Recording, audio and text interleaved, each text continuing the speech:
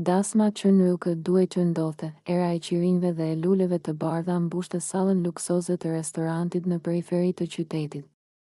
Gjithçka ishte përgatitur deri në detajin më të vogël, tavolinat e mbuluara me mbulesa të bardha, gotat e kristal që shkëlqenin në dritat e buta, violinat që luanin një melodi të ngadalë dashurie.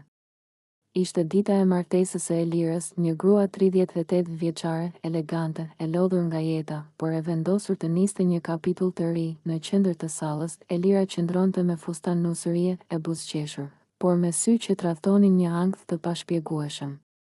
Pranë saj ishte Arbeni, burri i ri që do ta merrte për grua.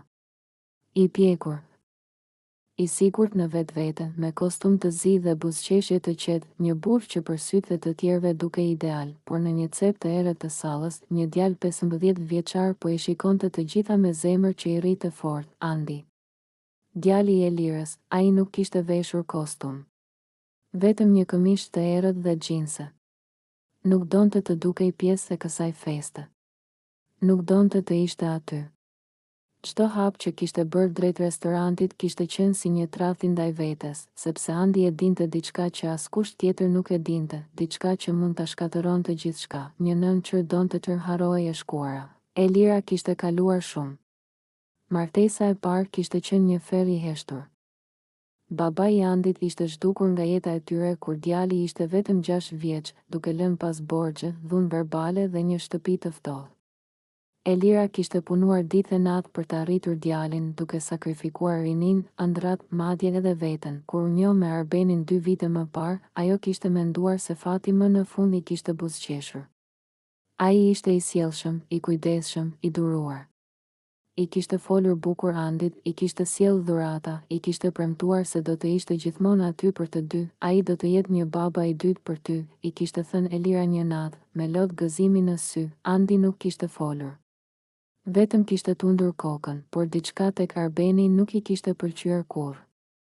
Sytë e tij, mënyra si shikonte, buzëqeshja që vinte gjithmonë një sekond me vonesë, zbulimi që ndodhi rastësisht, 2 javë para dasmës, Andi kishte marrë telefonin e Arbenit për të luajtur një lojë. Arbeni ishte në dush. Telefoni vibroi, një mesazh, kur do të takoheni përsëri. Nuk duroj dot të jem sekreti yt. Andi u ngrir, ai nuk ishte spion. Nuk kishte dashur kurrë të hynte në jetën private të nënës së tij. Por diçka e shtyu ta hapte mesazhin, dhe pastaj një tjetër, dhe një tjetër, foto, biseda intime, takime të fshehta, gruaja quhej Sara. 26 vjeçe, punonte në të njëjtën kompani me Arbenin, mesazhet ishin të qarta. Tradhti, e vazhdueshme, pa pendes, pas dasmës do të gjej një mënyrë, kishte shkruar Arbeni, vetëm duro. Andi ndjeu sikur toka u hap nën këmbët e tij, heshtja e dhimbshme, ai nuk i tha asgjë Elirës, jo sepse nuk donte, por sepse nuk dinte si t'i thoshte nënës së tij, gruas që kishte sakrifikuar gjithçka për të. Se burri me të cilin po martohej ishte një gënjeshtar, ai filloi të flinte pak. Të fliste pak. Të hante pak. Elira e vuri re, çfarë ke, zemra e mamit? Asgjë. Por Andi mbante në xhep prova.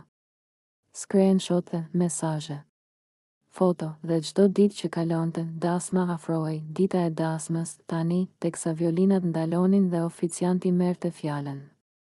Andi shikonte nënën e tij që buzëqeshte, e lumtur, e verbër, nëse dikush ka ndonjë arsye pse kjo martesë nuk duhet të ndodhë. Zëri i oficiantit u përhap në sallë, Andi u ngrit në këmbë, zemra i rritë si daulle, salla heshti, Elira u kthye, sytë e saj u zgjeruan. Andi? Arbeni u ngrir, djali mori frym thellë, unë kam. Salla u mbush me një heshtje të rëndë, aq e dendur sa dukej sikur ajri ishte bërë beton. Muzika ndaloi. Kameramani uli kamerën. Të ftuarit kthyen kokat nga djali 15 vjeçar që qëndronte në këmbë, me duart që i dridheshin, por me shpinë drejt. Elira nuk po kuptonte. Andi. Çfarë po bën? Pëshpëriti ajo. Me një buzëqeshje nervoze që po shuhej ngadalë, Arbeni bëri një hap përpara. Është fëmijë. Ndoshta është i emocionuar, tha ai me zë të qetë, por sytë e tij po digjnin. Andi e pa drejtë në sy, jo si njerëku i ardhshëm, por si armiku i nënës së tij. Nuk jam fëmijë, tha me zë të dridhur, por të qartë, dhe nuk jam i emocionuar. Jam I detyruar. Një murmuritje u përhap në sallë, momenti që Elira nuk e do të harroj kurrë. Elira ju afrua djalit e trondittur, zemra e mamin. Nëse ke diçka për të thënë, flasim më vonë. Sytë e Andit u mbushën me lodhë, më vonë do të jetë vonë, tha ai, ti po martohesh me një burr që të tradhton. Fjala tradhton ras si rrufe, një grua në rreshtin e parë vuri dorën në gojë, një burr qeshi nervozisht, duke menduar se ishte shaka. Arbeni shpërtheu, mjaft. Bërtiti ai, kjo është çmenduri. Elira, djali yt ka nevojë për psikolog, jo për skena. Por Andi nxori telefonin nga xhepi dhe atëherë gjithçka ndryshoi, provat, kjo nuk është çmenduri.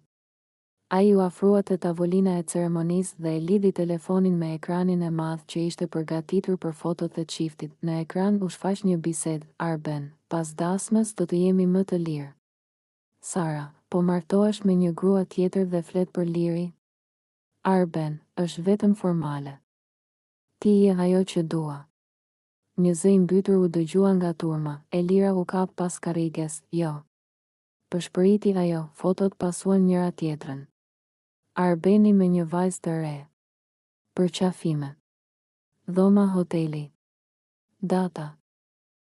Data e njërit prej mesazheve ishte 3 ditë më parë. Maska QRO, Arbeni uzbe, janë të montuara. Bërtiti, një fëmijë mund të bëjë çdo gjë me teknologjinë. Andi ju kthye, me lot që I rridhnin në faqe, ajo quhet Sara. Punon në zyrën tënde. Dhe të ka thënë se nuk do të jetë më sekreti yt. Salla shpërtheu, turp. Si nuk ke fytyrë. Në ditën e dasmës, Arbeni u përpoq t'i afrohej Elirës. Elira, të lutem. Mund ta shpjegoj. Por ajo ngriti dorën, dora e saj po dridhej, mos më prek. Nëna qër u shemb, fustani I bardhë duke I rënë si zinxhir. Elira u ul në karrige, duke mbajtur kokën me duar, Andi. Tha ajo me zë të thyrë, pse nuk ma the më herët. Andi u afrua dhe u ul në gjunjë para saj, sepse kisha frikë se do të më urreje. Sepse të pash të buzëqeshje pas kaq shumë vitesh. Por nuk mund të lejoja të jetoje në gënjeshtër. Lotët e Elirës ranë mbi duart e djalit, ajo e përqafoi fort, një përqafim që nuk ishte parë kurrë më parë. Dasma u ndërpre, oficianti u largua. Muzika nuk rifilloi, të ftuarit nisën të dalin, duke shmangur sytë e Arbenit. Ai mbeti vetëm në mes të sallës, pa nuse, pa dinitet, pa maskë, ndërsa Elira dhe Andi dolën jashtë, në ajrin e ftohtë të mbrëmjes. Askush nuk e dinte se drama e vërtet sapo kishte filluar, sepse Arbeni nuk ishte burr që pranonte humbjen. Nata kishte rënë mbi qytet si një batanie e rënë. Dritat e restorantit tashmë ishin fikur, por për Elirën ajo dritë nuk do të ndiqej më kurrë në shpirt. Ajo dhe Andi udhëtonin në heshtje në taksi, pa ditur ku po shkonin. Shtëpia e vjetër nuk dukej më e sigurt. Asgjë nuk dukej e sigurt, Elira mbante duart e kryqëzuara në prerë. Fustani I bardhë ishte rrudhur, I ndotur nga lotët. Andi e shikonte her pas here, me frikën se mos nëna e tij do të thyej përfundimisht, mami. Tha ai më në fund, jam këtu. Elira u kthye dhe e përqafoi fort, ti më shpëtove, përshpëriti ajo, edhe nëse më dhem. Por dhimbja nuk kishte mbaruar. Mesazhi I parë, telefoni I Elirës vibroi, një mesazh nga një numër I panjohur, e shkatërrove gjithçka. Do ta paguash. Elira u zbe, Andi e pa ekranin, është ai. Taksa ndaloi para një hoteli të vogël. Elira kishte vendosur të mos kthehej në shtëpia të nadh. Instinkti I nënës I thoshte se rreziku ishte real, por Arbeni nuk ishte mësuar të humbiste. Fytyra e vërtetë e Arbenit, ndërkohë, në një bar të errët, Arbeni pinte gotën e tretë të uiskit. Duart I dridheshin, jo nga alkooli, por nga poshtërimi. Telefoni I tij ishte mbushur me mesazhe, si munde. Na turpërove të gjithëve. Mos më fol më. Sara nuk po përgjigjej. Ai përplasi gotën, një fëmijë. Murmuriti, një fëmijë ma shkatërroi jetën.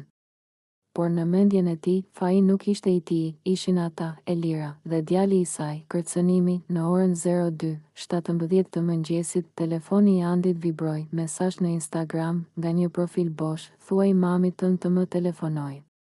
Përndryshe, gjërat që di për të do të dalin. Andi ndjeu një ftohtësi në shpinë, mami. Elira lexoi mesazhin dhe u ul në shtrat, ai po na shantazhon. Çfarë di ai? Elira heshti, dhe për herë të parë, Andi e kuptoi se nëna e tij kishte një sekret, e shkuara që në rrugë vdes, para se të lindje ti. Filloi Elira me zë të thyer, kam bërë gjëra për të mbjetuar. Andi e shikonte, pa folur, baba jyt më la 7 zën dhe u zhdu. Unë isha 22 vjeçe. Pa para. Pa mbështetje. Lotët I rridhnin pa kontroll për disa muaj. Kam punuar si shoqëruese nate. Fjala rast I thik, Arbeni e zbuloi rastësisht. Dhe e përdori. Andi u ngrit, ai s'ka të drejtë. E di, tha Elira, por bota nuk fal. Takimi I detyruar, një tjetër mesazh erdhi, nesër. Ora 18:00.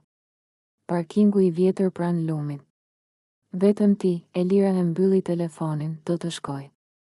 Jo. Bërtiti Andi, është kurth. Elira e përqafoi. Nëse nuk shkoj, ai do të na shkatërroj publikisht. Atëherë e denoncojmë. Elira tundi kokën, nuk jam gati ta përballoj botën. Por Andi po mendonte ndryshe, sepse ai nuk ishte më thjesht një fëmijë, dhe këtë herë nuk do të lejonte askënd t'i bënte dëm nënës së tij, një vendim I fshehtë, teksa Elira flinte e raskapitur.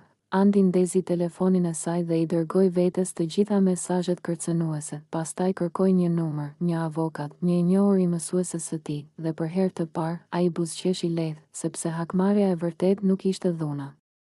Ishte drejtësia, ora shënonte 17:52. Qielli ishte I mbuluar me re të zeza. Sikur edhe natyra e dinte se diçka e keqe po afrohej. Parkingu I vjetër pranë lumit ishte pothuajse I braktisur. Vetëm disa makina të vjetra dhe dritat e zbeta të shtyllave që dridheshin nga era. Elira zbriti nga makina, me pallto të errët mbi supe.